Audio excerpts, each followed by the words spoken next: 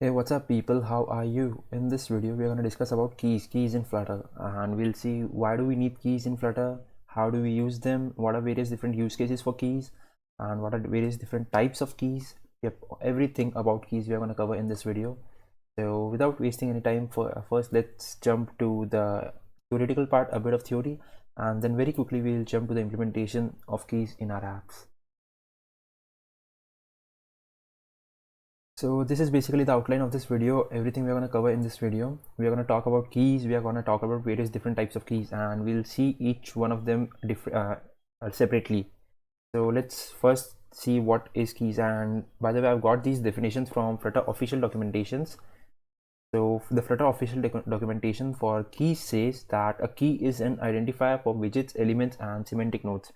So what it means is that keys helps you to identify or uniquely identify any widget or element of or any part of your app. So we have got basically 5 different types of keys: global keys, value keys, unique keys, object keys, and page storage keys. Each one of them is of different types, and each one has got their different functionality. So you can go through them once by pausing the video, and I'll jump to the editor so that I can show you people the implementation, and that's it about the theory part of this video. So yep. So now we are going to discuss about global keys and how do they work. So the thing is, I've got an app over here, and if you people remember, I did a video on login page validation.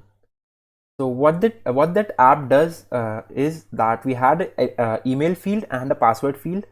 So if a user inputs an email, let's say keshav@yahoo.com, and presses submit button, then it should be valid. And if someone enters something like keshav.com, then definitely that's not an email, because it doesn't have a @ symbol. That was the @ symbol was the criteria of our validation, that an email should have a @ symbol. So in that video we did validation of email and password, and the criteria for password was that password should be at least 8 characters long. So something of that type only I've got over here. I've got a text form field, and it doesn't looks good. That doesn't even matter right now. What matters is we are gonna see how global keys help us over here in validation. And if you people remember, I used a global key in that video also.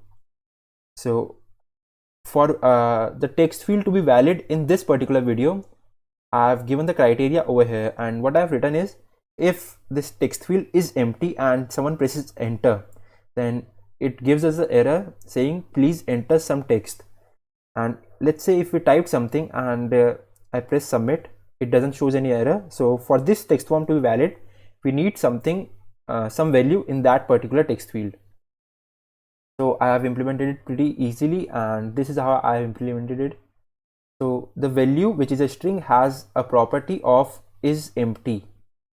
So that returns true if it's empty and false if it's not. So if it's empty, it's gonna return please enter some text, or else it's gonna return a null. So now let's see what's the part of global key in this thing. So I've defined a global key with name form key over here, and what this global key does is it tracks the state of a form. So it takes input of a form state over here, or let's say it's a type of form state global key, and this form state is the current state of this particular form, or the state of this form. So we have given a key named as form key as a parameter in this form, and when we press this submit button, and we have given the onPress method as if form key dot current state dot validate. What it means to say is current state of whatever that form key is tracking, and what it's tracking is the state of this form.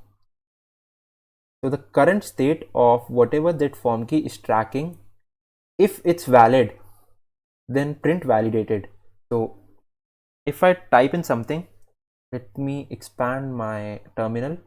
Yep.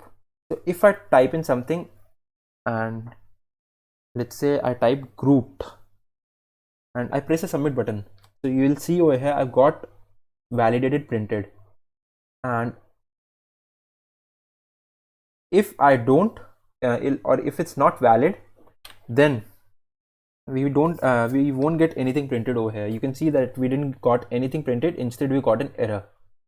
So yeah, that's how this form key is helping us to access the current state of this particular form. And in the very next implementation also, we are going to see one more way how a global key helped us in accessing or linking two different widgets in two totally different parts of the app. So be right there, see you there. So yeah, first we'll be talking about global keys. How do they work? I've got an app over here, and let's see what this app does. It has got an icon button over here. When I press this button, the count variable I have declared will increase by 1. Okay, and I've got a floating action button over here. When I tap on it, I'll be redirected to another screen, and it has also got a count variable, and these two count variables are synced together. And if I press this particular button, or if I increase the counter on the first screen, the counter on the second screen will also increase. So this is the implementation of global key. I have linked two different widgets in two different parts of our app. One is on the first screen and another is on the second screen. That means they have two totally different parental widgets. So that's where a global key comes into action. So let's see my code for this first screen, what I've done. So over here I've declared my first screen, and what this screen does is,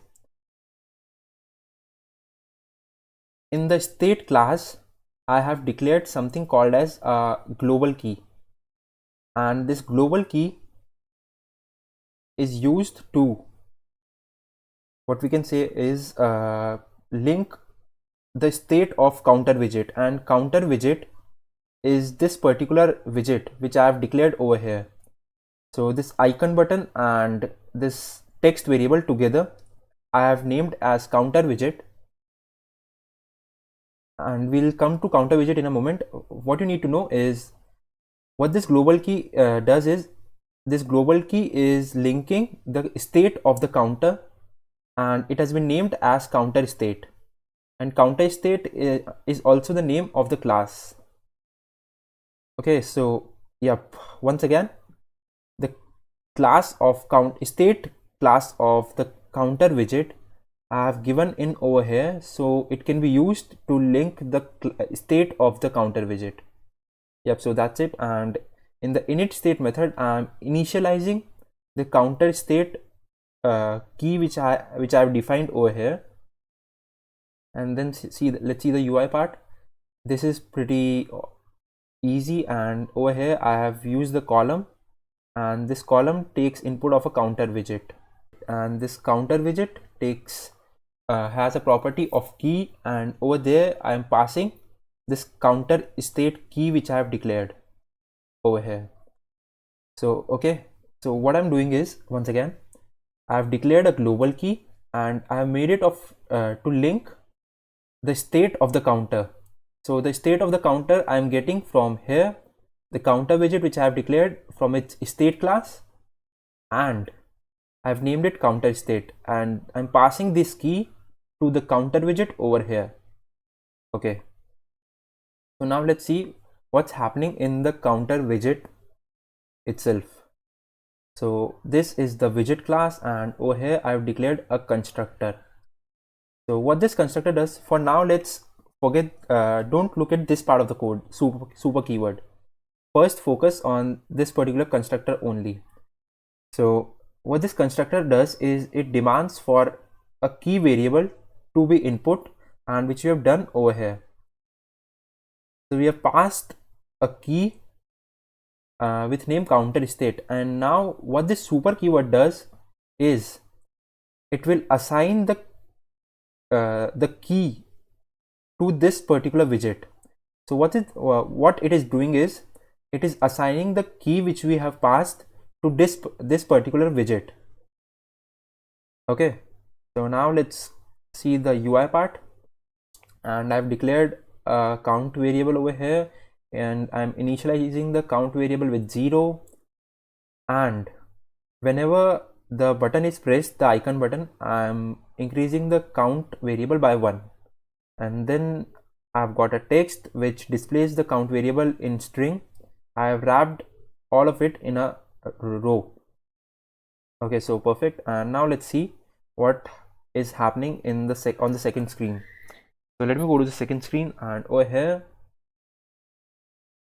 this screen, I've made a constructor over here for this widget class, and this also demands for something called as this dot counter key, and counter key is a global key which I have declared for this particular class, and this is also type, or this is also used to link counter state or the state of the counter.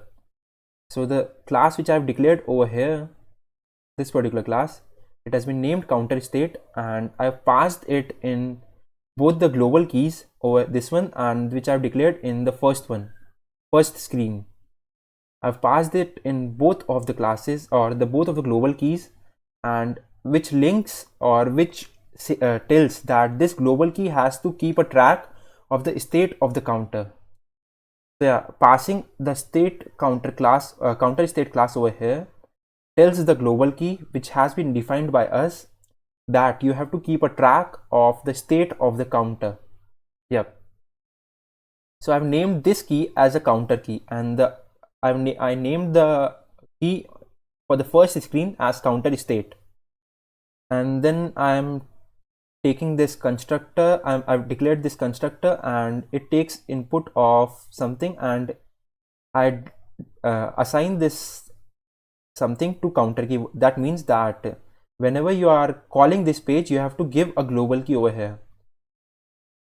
So I have passed in a global key, and when this global key is passed, it automatically gets assigned to this particular counter key using this keyword. Okay, so clear till here, and now we have got our widget class, or the state class for the second page. So what this does is it has got a row, and the row also has got a icon button and a text field or a text widget. So what this icon button does is when pressed, it sets state, and it in set state method I've declared a syntax, and let's see what this syntax means.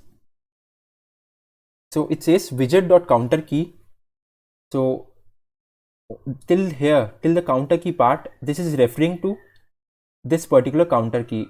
What it means to say is that it's trying to access this counter key over here, and this counter key dot counter state.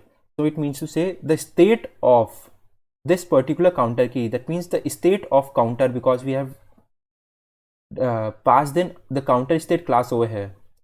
So this means the state, current state of the counter which we are accessing using the counter key, and in that we need to access the count variable. So the count variable in the current state of counter key should be incremented by 1. So that's what it means to say over here, and then it prints, it simply prints the counter variable, and you can see over here, if I increment the counter variable from here, it will be printed in the terminal. Let me expand the terminal for you people. Yep, over here the 4 got printed, and if I tap again, 5 got printed. You can see over here. So yep, that's what it means. And now let's see the text part, and text part also means the same. This particular part says that current state of the counter key, and counter key keeps track of the counter state or the counter variable which you have declared. Its state is being tracked by this particular key, and current state of this key or the current state of that particular counter state, or let's say current state of that particular counter variable, okay, over here, and it's accessing the count variable in that particular state. So let's see what this syntax means over here in the text field. It means that this particular part, it's simply saying current state of the counter key, and counter key is keeping track of state of this counter widget. So it's saying that current state of that of the counter widget state, and it's accessing the count variable from this particular widget in its current state or in the very recent state. It's accessing the count variable and it's converting it to string, and then it is being declared.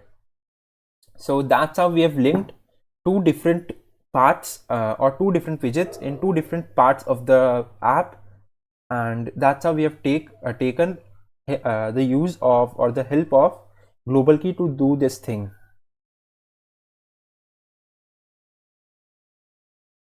So now I'm going to show you people one more implementation of keys and how they work. So what we've got over here is two text form fields and one floating action button.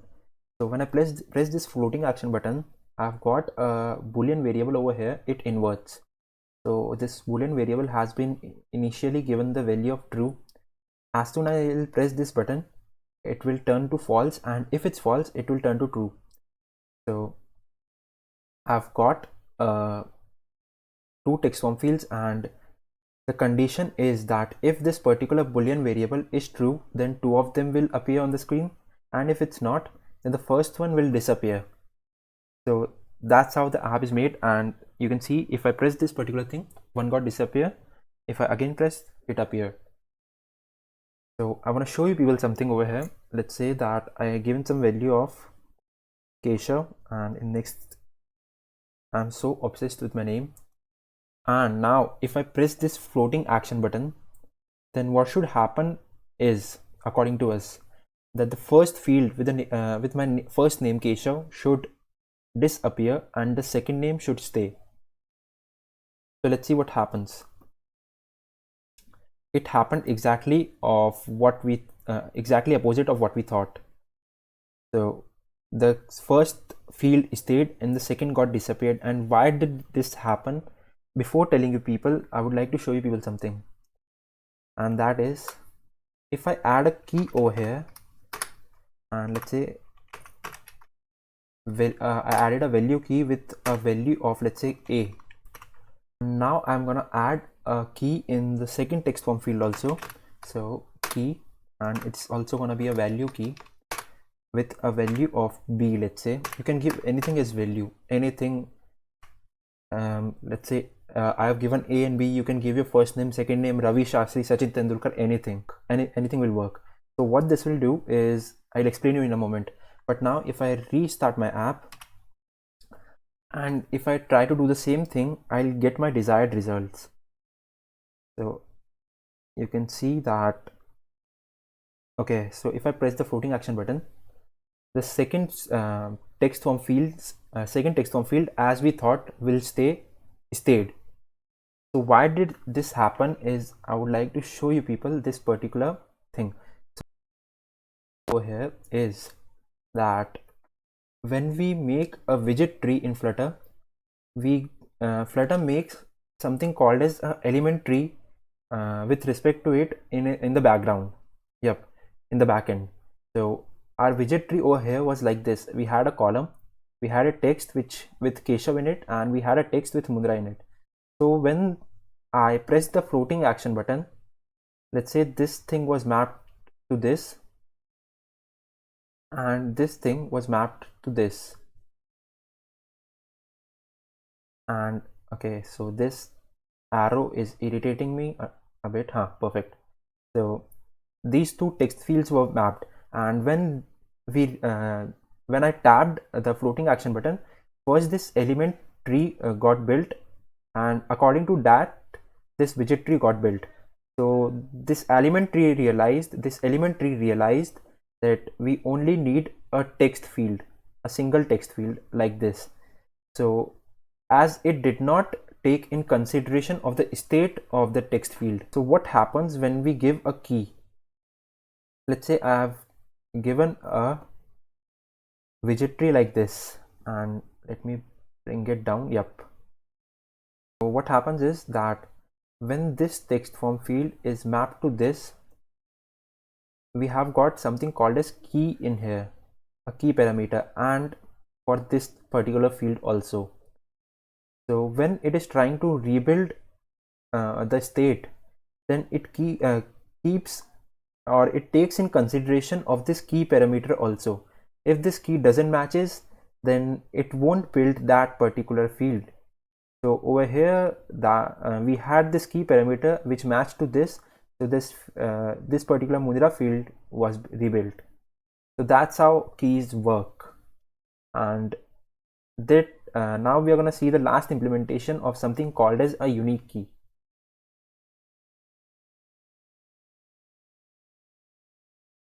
This is implementation of a unique key, and if you people remember, I did a video in which we made a to-do list app, and let's see what this app does. What it does is it takes input from a user. Let's say I had got some task of, let's say, complete video, and let's say another task is edit video,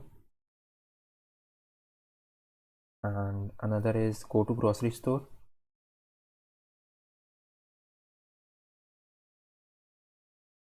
Okay, so like this we can add our tasks in this app, or the things we have to do. And when some let's say I have completed and edited my video, I can just swipe it and remove it. Okay, so that's how this app works. So I'm gonna show you people something. Let's say I've got some tasks: task 1, task 2, and task 3, and task 4. I've got 4 tasks. So now if I remove any one of them, it won't matter much, right? So let me add them once again to task 3 and task 4. But if I add another task with same name, let's say task 4, and then I remove it, I'm removing this task 4, or any one of them, anyone will work. I'm removing this one, I'll get an error. And why is that? Let's first read the error. It says that a dismissible widget is still part of the widget tree. Make sure to implement the onDismissed handler and to immediately remove the dismissible widget from application once that handler has fired.